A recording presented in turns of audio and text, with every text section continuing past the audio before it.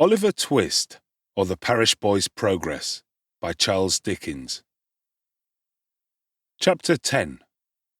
Oliver becomes better acquainted with the characters of his new associates, and purchases experience at a high price, being a short but very important chapter in this history. For many days Oliver remained in the Jew's room, picking the marks out of the pocket handkerchief, of which a great number were brought home, and sometimes taking part in the game already described, which the two boys and the Jew played regularly every morning. At length he began to languish for fresh air, and took many occasions of earnestly entreating the old gentleman to allow him to go to work with his two companions. Oliver was rendered the more anxious to be actively employed by what he had seen of the stern morality of the old gentleman's character. Whenever the Dodger or Charlie Bates came home at night empty-handed, he would expatiate with great vehemence on the misery of idle and lazy habits, and would enforce upon them the necessity of an active life by sending them supperless to bed. On one occasion, indeed, he even went so far as to knock them both down a flight of stairs, but this was carrying out his virtuous precepts to an unusual extent. At length, one morning, Oliver obtained the permission he had so eagerly sought.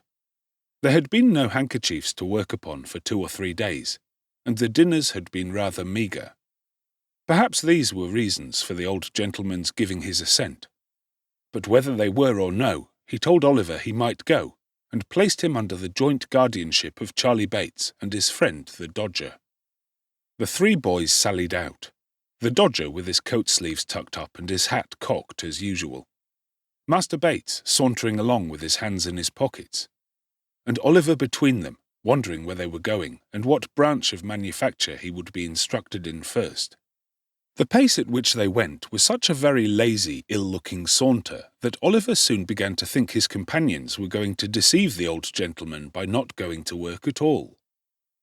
The Dodger had a vicious propensity, too, of pulling the caps from the heads of small boys and tossing them down areas, while Charlie Bates exhibited some very loose notions concerning the rights of property by pilfering divers apples and onions from the stalls at the kennel sides, and thrusting them into pockets which were so surprisingly capacious that they seemed to undermine his whole suit of clothes in every direction. These things looked so bad that Oliver was on the point of declaring his intention of seeking his way back in the best way he could, when his thoughts were suddenly directed into another channel by a very mysterious change of behaviour on the part of the Dodger. They were just emerging from a narrow court not far from the open square in Clerkenwell, which is yet called, by some strange perversion of terms, the Green, when the Dodger made a sudden stop, and laying his finger on his lip, drew his companions back again with the greatest caution and circumspection. "What's the matter?" demanded Oliver. "Hush!" replied the Dodger. "Do you see that old cove at the bookstall?" "The old gentleman over the way?" said Oliver. "Yes, I see him." "He'll do," said the Dodger.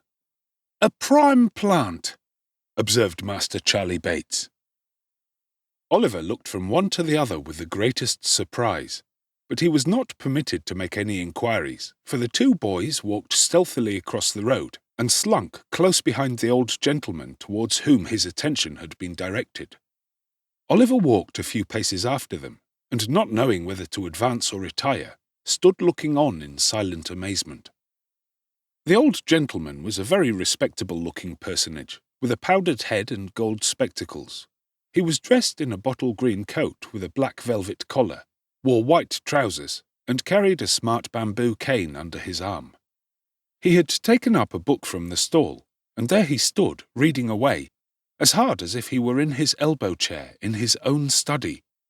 It is very possible that he fancied himself there indeed, for it was plain from his abstraction that he saw not the bookstall, nor the street, nor the boys, nor, in short, anything but the book itself, which he was reading straight through, turning over the leaf when he got to the bottom of a page, beginning at the top line of the next one, and going regularly on with the greatest interest and eagerness.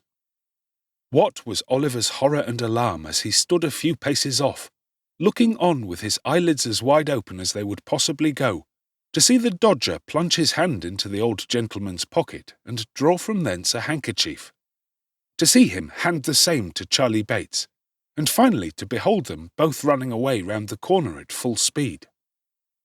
In an instant, the whole mystery of the handkerchiefs and the watches and the jewels and the Jew rushed upon the boy's mind. He stood for a moment, with the blood so tingling through all his veins from terror that he felt as if he were in a burning fire. Then, confused and frightened, he took to his heels, and not knowing what he did, made off as fast as he could lay his feet to the ground. This was all done in a minute's space. In the very instant when Oliver began to run, the old gentleman, putting his hand to his pocket and missing his handkerchief, turned sharp round. Seeing the boy scudding away at such a rapid pace, he very naturally concluded him to be the depredator, and shouting, "Stop, thief!" with all his might, made off after him, book in hand. But the old gentleman was not the only person who raised the hue and cry. The dodger and Master Bates, unwilling to attract public attention by running down the open street, had merely retired into the very first doorway round the corner. They no sooner heard the cry and saw Oliver running, than guessing exactly how the matter stood, they issued forth with great promptitude, and shouting, "Stop, thief!" too, joined in the pursuit like good citizens. Although Oliver had been brought up by philosophers, he was not theoretically acquainted with the beautiful axiom that self-preservation is the first law of nature. If he had been, perhaps he would have been prepared for this. Not being prepared, however, it alarmed him the more, so away he went like the wind, with the old gentleman and the two boys roaring and shouting behind him. Stop thief! Stop thief! There is a magic in the sound. The tradesman leaves his counter and the carman his wagon, the butcher throws down his tray, the baker his basket, the milkman his pail, the errand boy his parcels, the schoolboy his marbles, the pavior his pickaxe, the child his battledore. Away they run, pell-mell, helter-skelter, slap-dash, tearing, yelling, screaming, knocking down the passengers as they turn the corners, rousing up the dogs and astonishing the fowls, and streets, squares and courts re-echo with the sound. Stop thief! Stop thief! The cry is taken up by 100 voices, and the crowd accumulate at every turning. Away they fly, splashing through the mud and rattling along the pavements. Up go the windows, outrun the people, onward bear the mob. A whole audience desert punch in the very thickest of the plot, and joining the rushing throng, swell the shout, and lend fresh vigour to the cry, "Stop, thief! Stop, thief!" Stop thief! Stop thief! There is a passion for hunting something deeply implanted in the human breast. One wretched, breathless child, panting with exhaustion, terror in his looks, agony in his eyes, large drops of perspiration streaming down his face, strains every nerve to make head upon his pursuers, and as they follow on his track and gain upon him every instant, they hail his decreasing strength with joy. Stop thief! Aye, stop him for God's sake, were it only in mercy. Stopped at last, a clever blow. He is down upon the pavement, and the crowd eagerly gather round him, each newcomer jostling and struggling with the others to catch a glimpse. "Stand aside! Give him a little air! Nonsense! He don't deserve it! Where's the gentleman? Here he is, coming down the street. Make room there for the gentleman. Is this the boy, sir?" "Yes." Oliver lay covered with mud and dust, and bleeding from the mouth, looking wildly around upon the heap of faces that surrounded him, when the old gentleman was officiously dragged and pushed into the circle by the foremost of the pursuers. "Yes," said the gentleman, "I am afraid it is the boy." "Afraid?" murmured the crowd. "That's a good 'un." "Poor fellow," said the gentleman. "Has he hurt himself?" "I did that, sir," said a great lubberly fellow stepping forward. "And preciously I cut my knuckle agin his mouth. I stopped him, sir." The fellow touched his hat with a grin, expecting something for his pains.